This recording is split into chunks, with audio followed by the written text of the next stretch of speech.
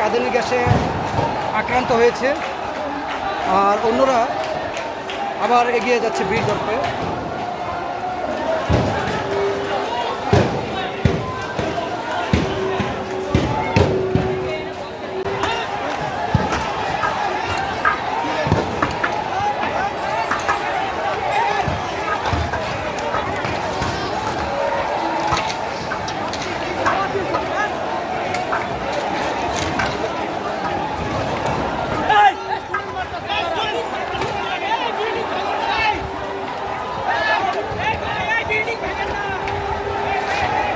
এখন উপর থেকে একটু দৃশ্যটা দেখাচ্ছি, অবস্থা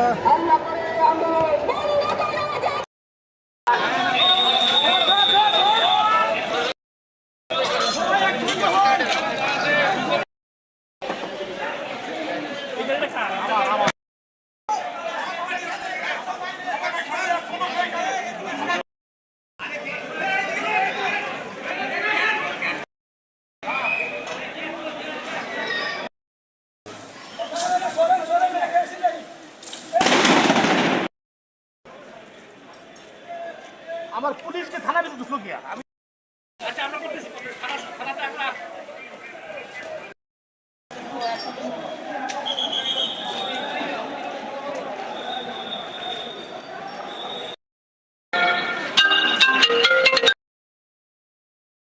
আমরা একটা সাত থেকে ভিডিওটা নিচ্ছি।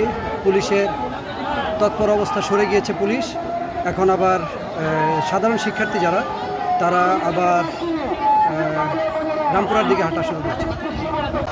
এই মুহূর্তে একটি অ্যাম্বুলেন্সকে শিক্ষার্থীরা অ্যাম্বুলেন্সটি গাইড করার জন্য তারা একটি আলাদা লেন তৈরি করে দ্রুতগতির এই অ্যাম্বুলেন্সটিকে তারা বের করে দিচ্ছে, যাতে কোনো প্রকার এই অ্যাম্বুলেন্সে কেউ বাধাগ্রস্ত না করে। তার জন্য তারা আলাদা একটি লেন তৈরি করে নিয়েছে, আমরা দেখতে পাচ্ছি।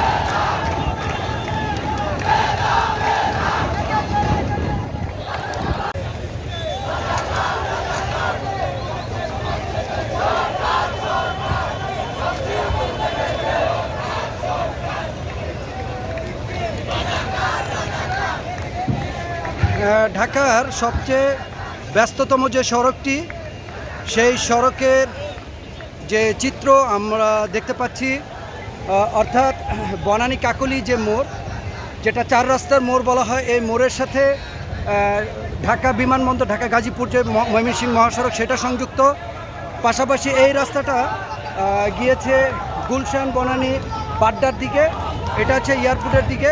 এয়ারপোর্টের রাস্তাও আমরা ব্যাপক তীব্র যানজটের দেখতে পাচ্ছি। ছাত্ররাও তাদের অবস্থানে অনড়, বিভিন্ন স্লোগানে তারা মুখরিত করে রেখেছে জায়গাটি, এবং বলা চলে এখন পুলিশ বা প্রশাসনের যারা আছে তারা সতর্ক অবস্থানে বিভিন্ন জায়গায় অবস্থান নিয়েছে।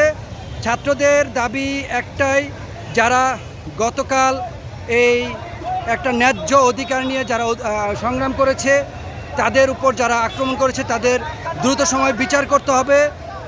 যে বক্তব্য জন্য তারা মাঠে নেমেছে সে বক্তব্য প্রত্যাহার করতে হবে এবং কোটা ব্যবস্থার সংস্কার করতে হবে। তা না হলে তারা রাজপথ ছাড়বে না। এই প্রতিজ্ঞা ব্যক্ত করেই তারা বিভিন্ন স্লোগান দিচ্ছে, এবং আমরা দেখতে পাচ্ছি তাদের এই ব্লকের কারণে বাংলাদেশের যে ব্যস্ততম সড়কটি, সেই সড়কটি এখন একটি তীব্র যানজট তৈরি হয়েছে। সাধারণ মানুষের তো ভোগান্তি হচ্ছে। এখান দিয়ে আমরা মহাখালী যে সড়কটি, তেজগাঁও মহাখালী সড়ক, পুরা রাস্তা ব্লক হয়ে, পুরো রাস্তায় একেবারে স্টাক হয়ে গিয়েছে, স্থবির হয়ে গিয়েছে।